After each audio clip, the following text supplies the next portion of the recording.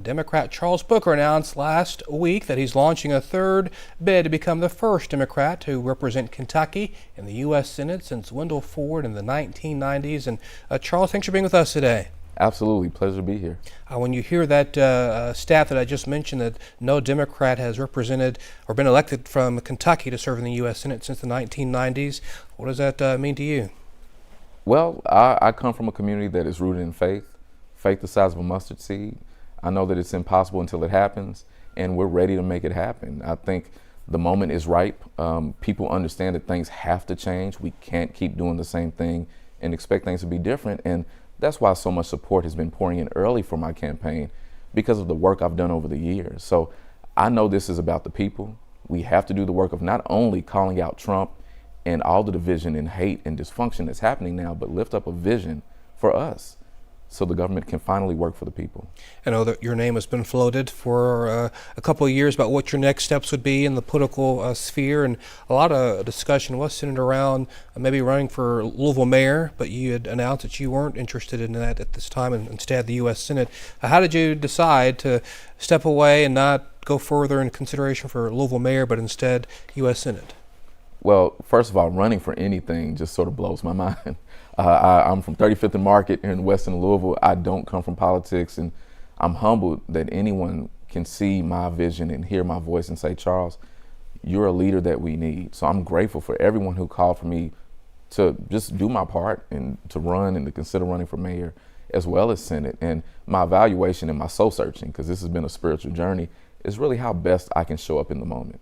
We have real issues in this city. There's a reckoning that we have to face on how do we address structural inequity. There have been communities dealing with poverty for generations. How do we take that on? The crime that we see.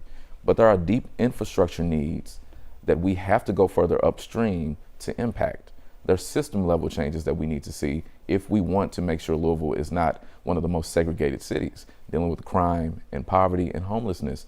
And that includes and requires leadership in Washington. And I have done so much work at the statewide and federal level that I have an opportunity to lean into the progress we've made and win a seat that a lot of people aren't considering.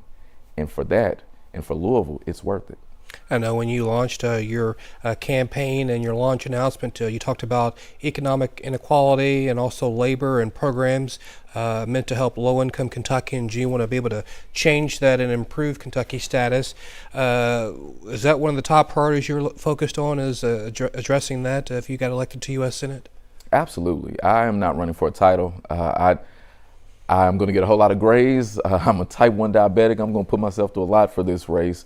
And so I'm certainly not doing it just to have a seat. I'm committed to ending poverty. I want the people of Kentucky to thrive, no matter where you're from, what you look like, the color of your skin, how much money you have in your pocket. The government should work for you. You pay for it. And so my policies are around humanity, and they come from my own story of survival. So Medicare for All is a policy I believe in because I've seen what it means to have to ration my insulin to feed my daughters. Universal basic income is something Dr. King spoke about as a commitment to financial freedom, and supporting small businesses, independent businesses, family farms, nonprofit organizations that do work on the ground, investing in our communities, fully and equitably funding public education, standing with organized labor. All of this is about community to me, and my campaign is a testament to the people. And that's why I'm leading in the polls already. And I want to ask you about that. There's obviously multiple candidates, including one of your previous primary candidates in this race, Amy McGrath. How do you stand out from the pack with the crowded field? Do you foresee this being an easy primary for you to win, or you think that you got many months to impress the voters? Well, I'll tell you, after running several times, winning and not winning at the ballot box, it's never easy. And I'm excited to see a full primary. We need that. Democracy works when we engage it, and every voice at the table brings perspectives that need to be there. So I'm honored to be a part of a group of Kentuckians that know this moment is worth fighting for. And what sets me apart is the fact that I've been proven. My platform, I didn't have to introduce it because people know it. And not only do they know what I stand for, they're calling for it. You're hearing it in the No Kings rallies and protests all over Kentucky and the country. You're hearing it in spaces where mutual aid is happening because the government is saying people don't deserve to eat or they shouldn't have health care. So I am able to lean into my past successes because we built a movement in spite of the big money. We've taken on the Democratic machine, we've taken on the Republican machine, and we've made history. And now we're building on that progress. And most importantly, the climate is one where everyone understands the desperation of the moment. They're looking for someone who will fight for us, not just go at Trump, but stand for us. That's what sets me apart. This is not academic. This is about our lives, and that's why I'm going to win this race. And for those Kentuckians who are watching and maybe voting in the primary or looking ahead to the general election, who may be thinking, I voted for him twice, so I gave him two chances, what do you say to those naysayers who have skepticism about a third campaign launch? Well, I tell them a quote that I often lean on from Dr. King: "The arc of the moral universe is long, but it bends toward justice." Change doesn't happen overnight. I didn't come from politics. I don't come from a big family. I come from the hood, from the struggle. And so to try to work into these spaces that aren't built for us takes a lot of effort and persistence. Instead of seeing this as another chance of doing the same thing, this is our chance to understand this is about progress. We took on the big money machine and shocked the world, then became the first black nominee for Senate in Kentucky. So let's lean into our progress, not give up now. And because I'm leading in the polls, is proof that the people understand what this moment means. Currently in the United States Senate, the Democratic Minority Leader is Chuck Schumer, longtime leader, as you're aware of. Has he been involved? Have you been in contact at all with current members of the U.S. Senate about your potential campaign or your current campaign now? Well, I have not spoken to Leader Schumer just yet. I expect to. I know his folks know what I'm doing. And I am excited to tell a story about regular people, because again, the Democratic establishment did not support my candidacy, but we were still able to overperform in a historic manner. And although Leader Schumer and the establishment worked against me in 2020, supporting a campaign that did not connect with the people of Kentucky, that took in a lot of money only to disappear on us, now's a chance to learn some lessons. I think we all understand that we can't do the same thing and expect things to change. We need people who come from the struggle, who stand up for regular people, to be in leadership positions. And I've prepared for this moment with the people of Kentucky. And I'm proud that we're going to win, and hopefully Leader Schumer and whoever else gets on board with us. I'm sure you may have seen some of the discussions out there, or articles about past campaign debt from your last run, and concerns about, again, contributing to the current campaign if there's debt that's still owed. What's your response to conversations around that? Well, one of the things that's exciting about this campaign for me and all of the races I've run is that it's centered on small dollars. I don't come from money, and so I am not accepting corporate PACs. I'm not taking money from special interest groups that have been preying on the people of Kentucky. And when you run races this big, it is very common to have campaign debt.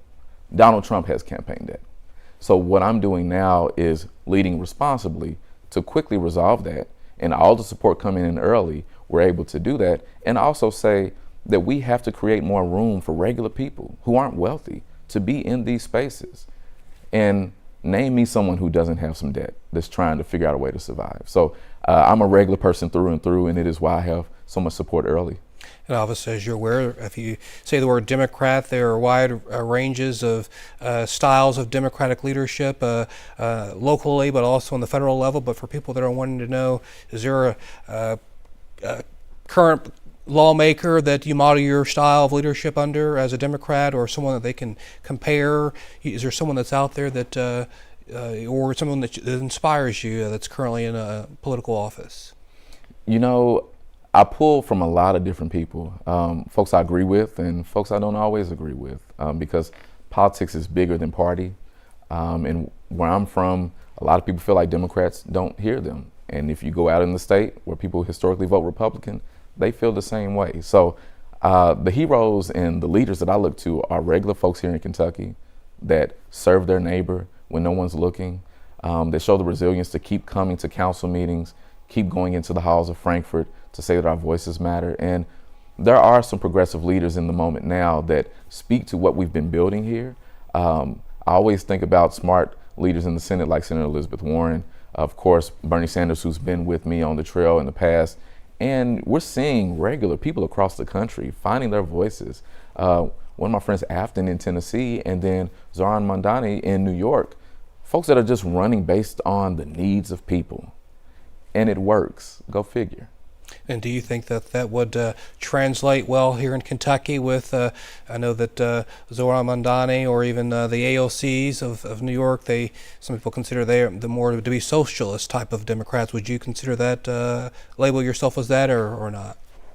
Well, coming from the hood, these labels have always been a little funny to me because there aren't a lot of political spaces that center regular people. So I say, call me what you want to call me. I support Medicare for all. I support universal basic income. I support reparations. I want to end poverty. I want to invest in small businesses. I want our people to be healthy. I want our labor unions to be strong. Call it whatever you want to call it. But what I know is we're building a coalition that is bigger than anything that divides us. That's why there are folks that vote for Trump organizing with me. So this is a chance to do something different. And no, this isn't New York. It's not California, but we're seeing changes all over the country. And it's really about regular people connected to the community. So I'm not trying to emulate anyone else other than reflecting my values and the values of the people of Kentucky. I know during your last campaign, you talked about the Kentucky New Deal. Is that something that you're still planning on communicating and talking about across the state when you communicate to the voters out there? Oh, absolutely. So a lot of times when I would talk about the Kentucky New Deal, folks would say, well, I love it, but it feels a little ahead of its time. And I think now is a moment whose time has come. So we need a new deal. We need investments in our infrastructure, investments in our people. We need to address structural inequities. Too many communities across Kentucky, urban and rural alike, have been suffering for too long. Folks battling homelessness right now, living in tents out in Appalachia while we are on track to having our first trillionaire in this country. We got to do better, and we deserve a new deal. We deserve to heal. We deserve clean air and clean water. We deserve more money in our pockets. We deserve a government that doesn't rob us and build ballrooms that are shrines for politicians who want to be kings. And I'm going to fight for that. We'll talk more over the course of the campaign, but I do want to ask you about a couple of issues. Tariffs. Obviously, the President, Donald Trump, is a major supporter of the use of tariffs against other nations, other countries across the world. What's your opinion about the use of tariffs and as a way to gain more leverage or potentially more money for the United States? Well, Donald Trump has revealed himself in the clearest way possible. A lot of us saw through his comments about making life more affordable and lowering prices. A lot of us knew it was BS, but for people who gave him a chance, he's showing himself. Donald Trump is tanking our economy on purpose. He's doing everything he can to enrich himself and his wealthy buddies at our expense. And he doesn't care who he hurts. He's not concerned with hospitals in rural parts of Kentucky shuttering. He's not concerned with people going without food or children being on the streets. He's not concerned with violence in our community. He's stoking it. So I am excited that we can reflect that love is still the greatest power that we have, and we don't have to succumb to the hate and the foolishness of Donald Trump crushing our economy and crushing our families. And my campaign, rooted on affordability, but on ending poverty and investing in people, is exactly how we respond to that type of foolishness. I was also going to ask you before you wrap up too about the use of the military in various parts of the United States. The President has worked with various community leaders to bring in the National Guard in certain communities to address what he calls drugs and rampant violence. What's your opinion of utilizing the National Guard on the streets of U.S. cities? It hurts. It's maddening. My heart breaks for those who have served our country, who step out to put their life on the line for our country, and have a president who is trying to wage war on American cities, putting our service members in a position where they have to consider how do they stand up for the Constitution and for their responsibilities that they swore to uphold in the face of a president who is a criminal and is trying to harm families here in America. And at the same time, we know that the weaponization of government against communities that are struggling is not new. And it's also why I stand strongly in saying that ICE should be abolished, that we need a government that works for all of us. And of course, that includes our loved ones that come from other countries. At a time with so much division, so much fear, so much hatred, we need leaders who will fight for us and lift up a vision of hope, of opportunity, of unity, of compassion. That's my life story. And again, I have the faith. My faith's a little bit bigger than a mustard seed. And seeing the people of Kentucky rise up and say we deserve better gives me hope. And we will win this race. I know that you did mention the poll that shows that you're leading. Do you anticipate after the new year being part of debates and things like that with the other primary candidates before the votes actually start happening next year? I sure hope so. I'm excited because we have a story to tell. And I want every opportunity to shine the light on what's possible here, because a lot of people have counted out Kentucky. A lot of us here, and we have cynicism that is valid. We've been through a lot. So a lot of people don't even look at this race. I'm telling you, I dare you to consider it again. And my call to the people of Kentucky is, let's dream again. So I want to debate on how we actually need to do the work of ending poverty. I want to debate on how we need leaders that stand in the struggle, that stand on the picket line, that stand in the streets when needed, that stand in the halls of government, that do the work. That's my life story. And I'm excited to shine it for the world to see and to beat anyone that is in the way of progress on the Democratic side and Republican side. And where can people learn more about your campaign and your issues, but also if they want to, you mentioned volunteer or even contribute to your campaign? Well, this is a movement that is dedicated to the people. This campaign is a testament to community, and I need help. Go to charlesbooker.org to sign up to volunteer, to get training on how to talk to your neighbors, but also to make a contribution, because I'm not accepting corporate PAC money. I'm not accepting money from special interest groups, not accepting money from APAC, fossil fuel industry, no one that is sowing division or preying on the people of Kentucky. So I need some help. Well, Charles Booker, really do appreciate your time today, and look forward to having you back in the very near future. Absolutely. Thank you. Absolutely. Thanks for watching our YouTube channel. Let Spectrum News be your resource for balanced, in-depth political coverage. And click the subscribe button here. You can also download our app and watch us on TV to learn more about the candidates, where they stand on the issues, and more. We'll see you then.